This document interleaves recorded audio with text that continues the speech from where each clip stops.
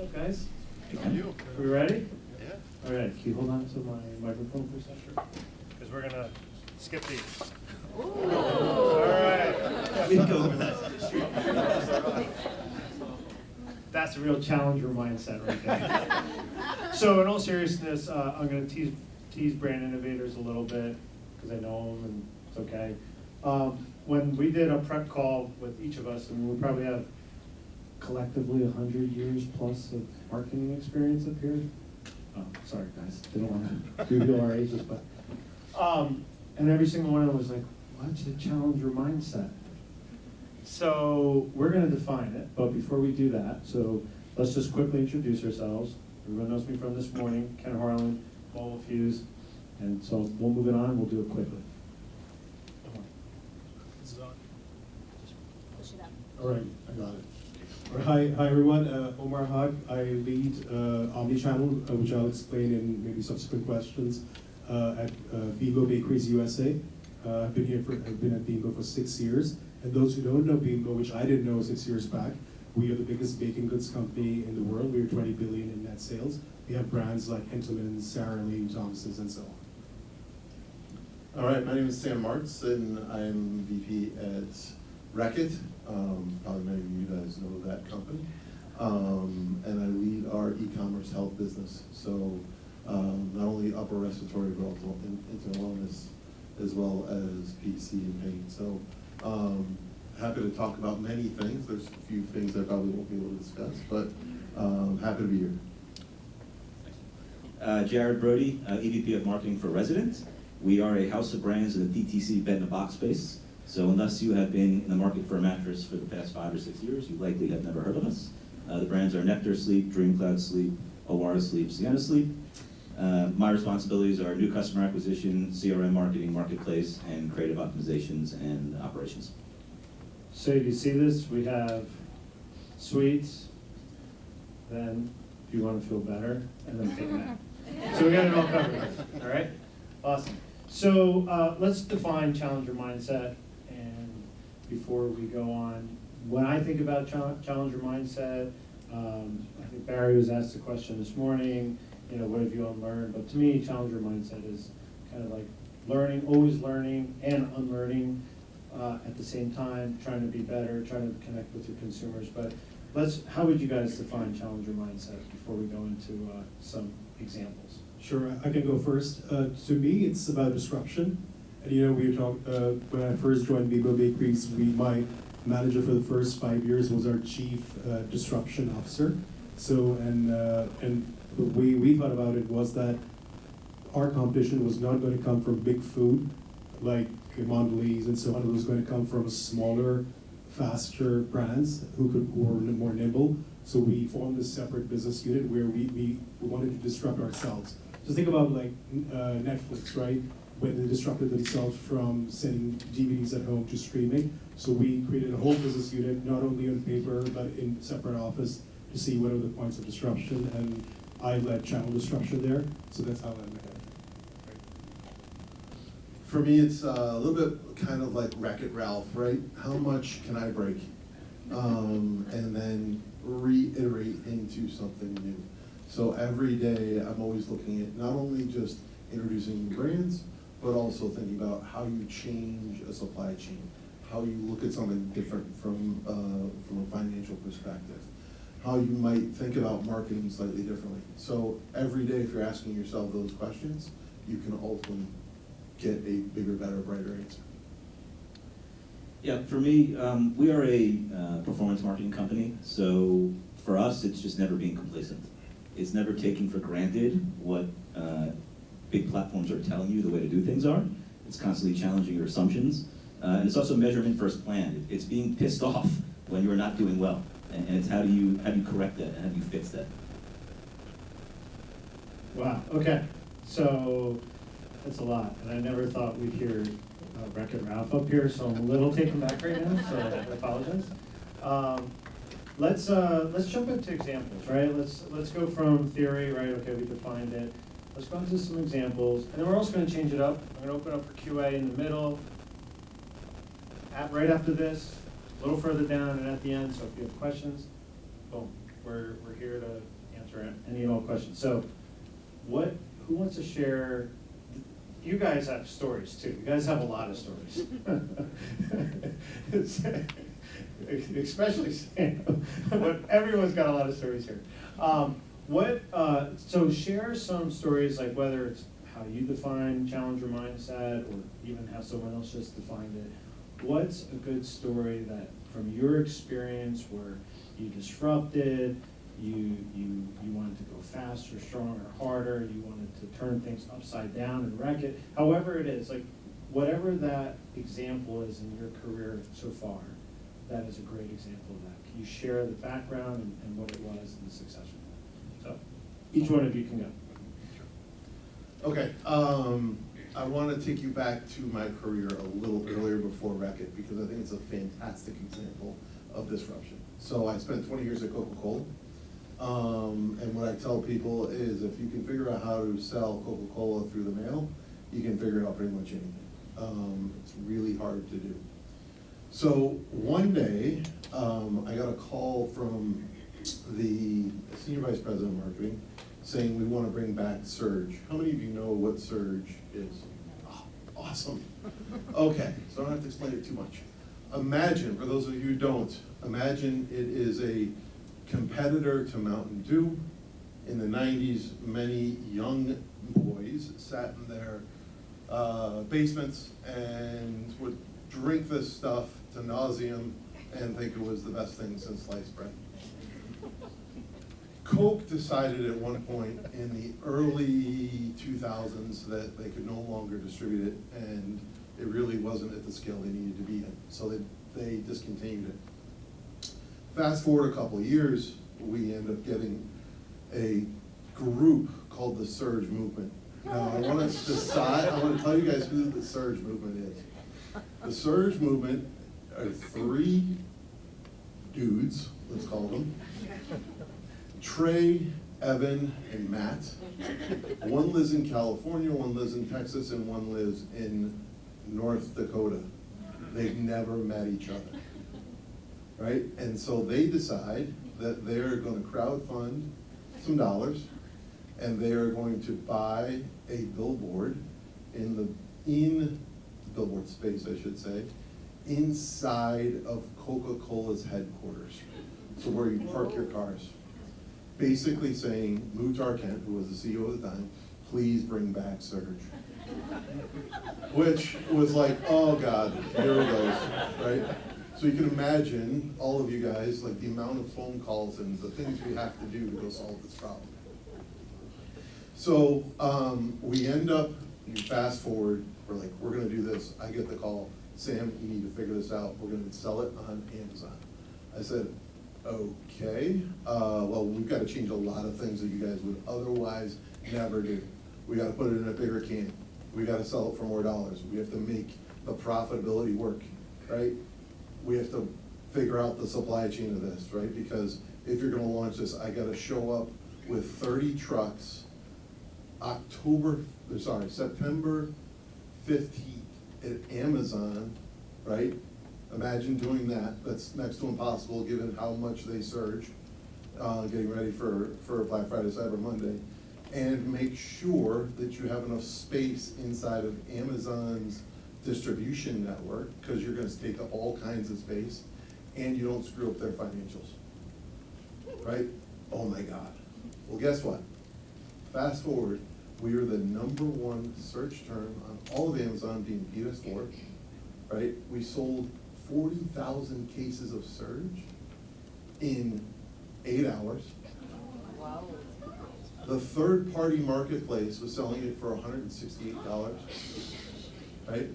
All these things that, and I can explain a whole bunch of other stuff, but I don't want to take all your time with the little nuances of this. But it's such a fascinating story of how you listen to the consumer, right? The disruption starts to come. You need to disrupt your own processes inside of your own world. And then, oh, by the way, if you're gonna go recharge Amazon in the middle of all this, how can you do it? Can you create a dropship model really quick? Because this is not gonna be sustainable at all. And then how do you launch this beyond e-commerce, right? and how do you break the paradigm of making it e-commerce only, from an e-commerce only brand to an e-commerce first brand, to basically get the scale that the bottlers need in order to sell. So you're saying, Sam, that all that success started because your CEO got annoyed? Pretty much. Okay. Awesome. Jared or Omar, do you guys have a story to share around? Not that good. I would say more of a story, it's how we operate philosophically as a company, with respect to an example of a challenger mindset. So we're a build versus buy company. I am going to now say all the appropriate acronyms. So we build our own MMM models, we build our own MTA models, we have our own creative studio in-house, we have our own naming convention for ads. We do a lot of things that entire companies are devoted to doing themselves. We do it as a way to accomplish our goals as a company, because for what we believe is only you know your business best. We've had examples of working with vendors where we've got, we would build tools alongside piloting a program with a vendor, and we would find that our solutions were, quite frankly, better for our needs. Now, very different than CPG companies here. We are a lot smaller compared to them, but we're a lot bigger than other DTC companies. So we do have, I fully admit every time I do these conferences, I'm definitely spoiled with the data team that we have and the ability to do this stuff. So it's unusual, but for us, it's a mentality of build versus buy, and I'd say that makes us, that's a challenger mindset for the entire company. Hey, Jared, do you guys build your mattresses too? We do. All right, just making sure. That's awesome. All right, Omar. Yes, so when we started our standalone business unit about focusing on disruption, we called Accelerata. We wanted to create a safe zone for failure. So if someone wanted to try something, and so we actually started a failure competition. We would pay actually $5,000 every quarter to whoever had the best failure. Obviously, our goal was not to promote failure. So we started getting a lot of failures. There were two kinds of failures. One is, if it's a failure which is something which was ahead of its time, that's a good failure. If it's a project management failure, that's not what we were going to award someone with. So my team actually had our first failure. We won the failure competition. We want, like everyone else, we wanted to be direct to consumer. The thing was that people didn't know our brands, right? If you would be just Bimbo Bakeries, no one would come. If you would be Intimates, the portfolio would be limited. If we had Sara Lee and so on. So we chose sweetsnacking.com. We had limited success, but after a while, the shipping costs, getting our many of our products have short shelf life in order to ship to home. It was not working out. We killed the project after around a year. So that was the sort of the failure that we did. But we did reward the team, my team, which created that few folks $5,000, and since then we've had every quarter. We do have a failure competition, and so we just didn't want to talk about things. We wanted to do it as well and prove that it is a safe zone to fail. I love it. You know who would love that even more? My kids. Oh my God.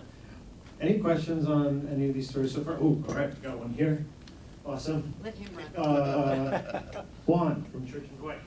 Hi, guys, how are you? So, we've talked all day about data, KPIs, process, technology, but we'd love your perspective on people and talent. And how do you attract talent? How do you retain talent? How do you motivate talent? And how do you deal with the changes and the fluidity with talent, given COVID, post-COVID, and how companies reacting to what people want and what they want to do and where they want to do it from? I can go first. One thing is when we created our business unit, Accelerata, by intent we wanted more than 50% of the folks to come from outside, because we just didn't want the same people in core business just bring their same. Because we were trying to create a different culture, a culture of innovation for a big company, which was slow moving, like many big CPGs are. So by intent we wanted half the talent to come from outside, and then we used to have every quarter an all hands meeting where we discussed everything but work, because we were trying to create that culture. And when COVID hit, it was difficult to create that culture because everyone is living different places. But one of the things that we've done is that we made people can live anywhere and they can work for us. it was a double-edged sword, because before, when we were a PA-based company near Philly, and before, you know, someone is working there, they're not gonna go to work in New York. But with COVID, you know, then, you know, our competitors started hiring a lot of our folks, which we had hired, and so that, because they were the same, they could work from anywhere. But then I think what has made us successful is we're very flexible on where someone works. We have a lot of digital nomads, so they can be living and working anywhere. Actually, my boss lives in, half the year he lives in Naples, and half the year he lives in Cincinnati. So, you know, we've made sure that we care, you know, what you're producing, and not where you're living, or if you're coming up and signing, you know, time stamping where you are. So I think those are the things that have made us high retention rates and attract the right people. Great, thank you. So, failure, we talked about that. Brought it up a bunch. Can you guys give examples of failures? So we all gave great examples of successes, things that worked well. How about failures? Something you did but you learned from it, right? Or you, at least at a minimum, you learned you'll never do it again. So give examples of something you failed. It could be with a product, it could be a process, it could be hiring, you know, people, it could be, you know, organizational, it could be anything. So what's a failure you want to share? So early on the pandemic, the housing space, home goods, in particular mattresses, really exploded. So early on, we weren't ready for it. So we had significant supply chain issues, significant customer service issues, significant delays on shipping. Now, that was something we weren't ready for, nor could you really plan for that. But I think what we learned from that was the importance of setting proper customer expectations, making sure that you can handle and plan properly. And there was one point where literally, I think for a week, every single person in the company, including our co-CEOs, my boss, the CMO, me, we were answering customer service tickets to try and account for this. So another thing that really came out of that was a big learning, again, is setting those consumer expectations. So we are a very data-centric organization. We understand when we're going to get product, we understand what size of the mattress are, where they are, and where they take to get, how long it will take to get to the consumer. So on our website, we will actually update our ship times to be as accurate as possible. So you get fewer pre-canceled shipments, you get a better customer experience, and you get better retention. So all of those things were really significant issues, but we've become a lot stronger company from that one particular mistake or failure. Cool, I think, so on my team, basically, we call failure first attempt in learning. And so ultimately, the idea of failure is you're gonna come up with the idea after that.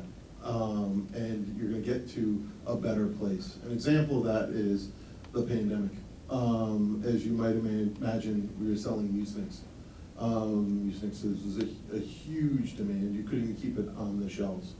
But there were certain packages of it that weren't necessarily selling because those were places, you know, convenience stores that might not be open yet, right? Versus drugstores. So 4-packs of Mucinex, things like that. So the team basically said, ooh, I've got extra inventory of something sitting over on one side of the fence. I can bundle that quickly together, so disrupt a little bit, and come up with our own somewhat bundled SKU and work with our partners to be able to offer that up. So the failure was we didn't have the right inventory, but the result was, oh, let's look at that failure and how we can, you know, basically turn that into a positive. The direct to consumer was one failure. The other, I would say, is just being on, you see a lot of, you get a lot of consumer insights. You have to be on trend, but you have to be fast as well.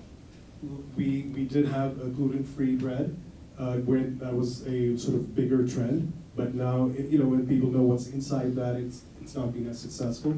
And so I think go to market is key at the right time. And we've had a lot of product innovations that have not worked. What we learned actually is people still like indulgent snacks, just in smaller sizes. So it's like, if you're trying to reduce a lot of the sugar, you can't compromise on the taste as well. So people still like it, but just people want to have it in smaller sizes, but indulgence is still big, and COVID just proved that as well. questions on failure out there, or any others? No? Okay, let's talk about creative. So I think with a challenger mindset, as we had described it earlier, creative can go a lot of different ways. I mean, we heard Steve earlier say that 65% of the budget was digital. I don't even know what digital, like everything's digital to me now. So trying to figure out, like, you know, what does that mean? Is it TV? Is it you know, mobile? Is it out of home? Is it everything, right? It's kind of everything. What is like a really like surprising, creative go-to-market experience recently that you're like, wow, this is really cool that our company did, like something that's so crazy, like, hey, we put Arm & Hammer together with first response, like obviously it's not gonna happen, but you know what I mean, like something like that was just like surprising when you tried it, it actually worked, or what you learned from it. I know I'm completely off script here, but I'm just trying to just bring us home here. So what do you guys got on that? So I could give you something that's more overarching and more tactical with the way we handle creative. Video is king nowadays. I'm sure that's not news to anybody.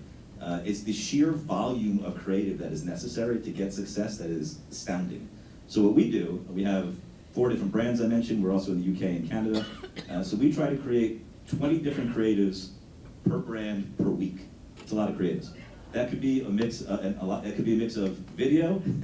It could be brand new video, revised video. It could be static. It could be images.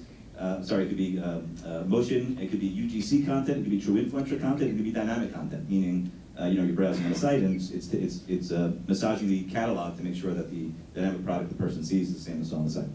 So for us, it's a machine. It is absolutely amazing what we've been able to do, and it takes an incredible amount of work. It's a well-oiled machine. We have our own internal studio. We work with third partners. We work with true influencers. We work with influencers that we have more close relationships with, and understanding how each creative does is very challenging because we have, if we're called a $1,500 AOV, it's going to be very difficult to understand the impact of a particular creative when you're spending, it could spend $500. It's not even enough to generate a sale. So what we wind up doing, what I alluded to before, is if you saw the naming conventions of our paid social ads, it would look like a physics formula. It is, it's I think 20 dimensions long where we bring that data in-house, we will parse it out, and then we can roll those results up to a dimension level. So I can understand what was the primary theme. Was it a holiday? Was it talking about how comfort it was? Was it talking about the free shipping or the social proof? Did it have a dog in it? Did it have a cat in it? What angle was the mattress on? What color was the background? And we can roll all this stuff up at a dimension level to get better learnings for that. And it's not easy to do, I will tell you that. It's really an incredible process that I think we've built, which is, it's not singular creative, it's all the creatives built together. So Jared, just a quick follow-up. Did I hear you right that it's mostly video though, that you're producing, or is it video first and then? It's a combo. I mean, it's a combo. So certainly video leads the way at most instances, but we just came off Memorial Day weekend. Memorial Day weekend, everyone in America is primed to buy furniture on Memorial Day weekend. President's Day, Memorial Day weekend, Labor Day, July 4th, and Black Friday, Cyber to a lesser extent. So on holidays themselves, when the people are already primed, you've been running video for probably 3 weeks, 4 weeks in advance of that. All you need is a simple static image that's going to tell them what the sale is. So it's really contextualized to what the event is or where you are. But we do most of what we find works non-holiday periods is video. Great, thank you. You guys have examples? So I'll use the Mucinex brand, which is kind of an interesting sort of case study. In 2018, when I took over the Mucinex brand online, we were 2% digital penetration. So basically, you went on Amazon and bought the stuff and got it 2 days later. Think about a Mucinex shopper. I don't want it 2 days from now, I want it 2 hours ago. So the idea or the thought that we put in the creative was, how can we get it now and partner with the likes of Instacart, DoorDash, and those guys. Fast forward, by putting in the get it now, putting in sort of the timing message, super simple, all of a sudden, we're now 18% of digital penetration, right? And being able to meet the newer customer. whereas many Mucinex customers are probably, later in life. Now we're able to garner those younger shoppers and keep them for a much longer life than that. What I would say is, I'll answer it slightly differently. The concept we have internally is demand moments. So for example, we own Thomas's English muffins and bagels, everyone has heard about them. But the way we started looking at demand moments was that we're not just going against the breakfast bread category. We're going against a share of stomach. So if you, in the morning, if you are planning to have a cereal or yogurt or bread or something, that is our demand moment, right? So how do we focus not only on the bread buyer or the bakery buyer who might be going to Dunkin' Donuts, for example, but we want to go against the shopper who might be looking just to eat anything in the morning. So when you think in that lens, then where you have your creative, what is your call to action completely changes. So our sort of mindset is we're going against a share of stomach, and pun not intended, but that is the expandable category. And we don't want to go against all those moments. I have good news for you, Omar. You had a share of my stomach this morning. Excellent. Questions? Just want to see if there's any out there. Oh, we got one in the back. Go for that. Share of stomach, I like that. I'm gonna use that from now on. It's harder for mattresses. Daniel from Church Dwight. I'm just going to jump back for a moment to the idea of like failures and test and learns. I thought it was quite interesting, and I'm wondering if you could comment on how are some of those learnings shared across the different brands in your organizations, practically speaking? For me, or? So yeah, I can answer. So we have the number of different ways. We in our company we use Yammer. Now it's called, I think, Via Engage or something. We have different channels where we do post a lot. We encourage to post. That's sort of a more of an informal way. We do have a global business forum every year coming up in August, where we share things which are scalable, which can be scalable. So we have all of our group of Bimbo families across the world come, and we share our different activations we've done, be it successful or they failed. And because a failure in one market might not be necessarily a failure in a different market. So we have those more formal ways to share. Then we have our annual sales meetings and annual brand category meetings where we share. So the number of different ways we share, but all of those shares, we make sure that whatever we've done, success or failure, is something which is scalable or can be scalable to a particular market. Okay, I'm gonna make sure we think it's Halloween. And what are we scared of right now? There's a lot going on in the advertising space. Okay, so we've got TV, CTV, are cookies going away? Are they not going away? Google says they are now.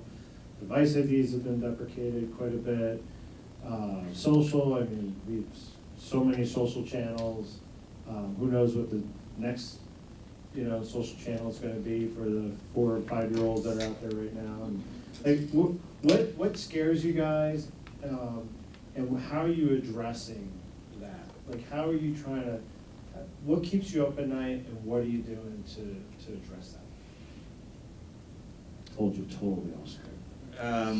So I think, from my perspective, I think a lot of our success has been attributed to the ability for us to build our own tools, like I was saying. So once iOS 14 rolled out, we knew that was going to happen. We were way ahead of that. We actually increased our scale tremendously on Facebook once iOS 14 happened. I think nowadays the playing field is being leveled by a lot of the service providers that are out there providing similar services. Now, I don't think there's a one-size-fits-all for every business, so I think there's a differentiation there, but for us, we will just continue to evolve and make sure that we stay ahead of the landscape with respect to you could call it attribution, you could call it measurement, you could call it business results, whatever drives your business. I think that playing field is getting leveled to a certain extent, and for us, we're going to have to stay ahead of that. You go ahead. So there's actually two things. One of which is retail media networks. I think most everyone in this room probably are very concerned about where they're going and how much leverage they have over CPG companies. I think we'll continue to sort of see that, and we'll continue to sort of think about the ways in which we're going to sort of look for I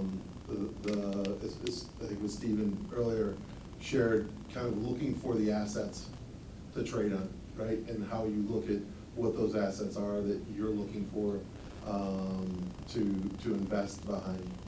I think the other thing is the knowledge, right? I mentioned earlier, I've taken a business from 2% digital penetration to almost 18% digital penetration.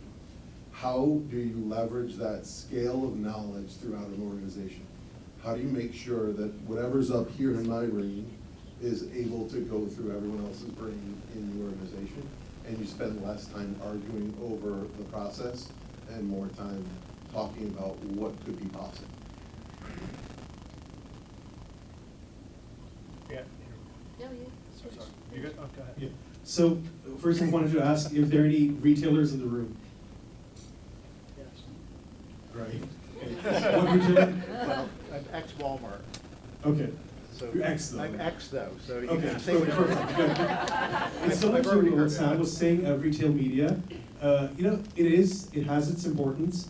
I had stepped out to a call with another retailer. They're asking, hey, are you going to increase your investment in retail media? Retail media is important. My team owns it. We own the budget. We do have a limited budget, and we have 50 retailers calling, and everyone has their retail media arm now after AMG, after Amazon Media Group. So how do you? It drives conversion. It's lower funnel tactics from search to on-site display, but it is limited, right? We don't have $1 dollars going to invest in everything. So what keeps me up at night is how do we make sure that we not spread too thinly? We are focusing on the right customers, the right brands. I always say inside, not every retailer and brand has the right to win. So we need to just be careful in how we divide that, and also be cognizant and sensitive to our customers, right? All customers are important, but everyone can't get the same level of money, right? So that's what keeps me up at night. We're gonna end with a question from our. There might be two more questions, but Oh, I have one okay. question. Yeah. Go ahead. Yeah, this is actually from our audience. Whoa, I love it. Kelly I'm C. scared now. In conversion. Kelly C., question for Jared. Ooh. I feel like this is like the match game, or what was the Bachelorette #1? Bachelor, sorry.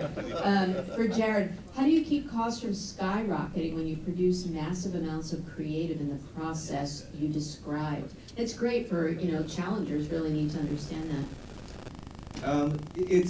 There's a budget, and each type of production has costs a certain amount. Everything costs the same.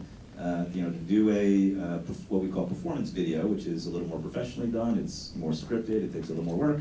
It's going to cost you anywhere from $15,000 to $30,000 probably. To work with an influencer, it's going to cost you a couple $100. So it's all understanding. It's a formula. It's how much of this do you get, how much of this do you get, how much of this do you get. Your total hopefully is less than the budget. If it's more than the budget, hopefully you deliver more than the revenue. But that's usually the formula we work with. Do we have time? We're done, right? Or we have time for one more? Do you feel done? I'm never done. I could keep going. Well, I'm you kidding. can, but how about your panelists? I don't know. What do you guys think? I totally. We got a question. Melissa, here, I'll All right, throw this. we'll make this the last question. Oh, I'll make it quick. This is for Jared as well. Jared, there was a slew of mattress manufacturers, DTC mattress manufacturers. I think we even had some come in here and talk to us about their whole DTC process. And I think a lot of them were in the business to sell, not to sell mattresses, but to sell the company, right? They wanted an IPO, they wanted an acquisition, whatever. So mattresses, everything we are selling in this room and on the panels is like, we need to convince consumers to pick our products up, potentially without trying it. Food may be a little bit different. We can trial food a little bit easier, instant gratification. But mattresses, you wanna sit on it. So, I mean, what are you doing to try to convince consumers through your media, through your creative communications, under your four or five brands, that this is the right DTC brand? I'm really complex how you sell mattresses well online. Yeah, it's a very good question. It starts with a product. The product has to be good. I always say, and I didn't come up with this, the worst thing for a bad product is good marketing. So nowadays, if you have a bad product and you're good at marketing, you will hear, not you will hear, it'll be everyone in the world will hear because we post it in every social channel. So it's making sure it's a good product. It gives you good social proof. We have one of the longest trials in the industry, 365 days, 365 nights to sleep on it for a year. And it's, you know, it's an attention to details, attention to customer service. I think we are probably the best in the space with respect to customer success and updating customers what's going on with their order. If they're not happy, how can we help you solve your problem? So I think all of it ladders up, and you get that inertia. And we have we probably are responsible for over 6 million people sleeping on our mattresses in the U.S. So that says something. It's not it's not 2 stars. It's not 2 reviews that you see on Amazon when you go search for. I have pause if I go search for something on Amazon. It's got someone rated twice. We've got over 5 million sleepers. So I think it's inertia. I think it kind of takes care of itself to a certain extent. But I do think that it was easier for Debbie Fields to sample cookies. So, Probably. Ken, you killed it. You ripped everything I up. didn't kill it. These 3 gentlemen killed it. Thank you. So,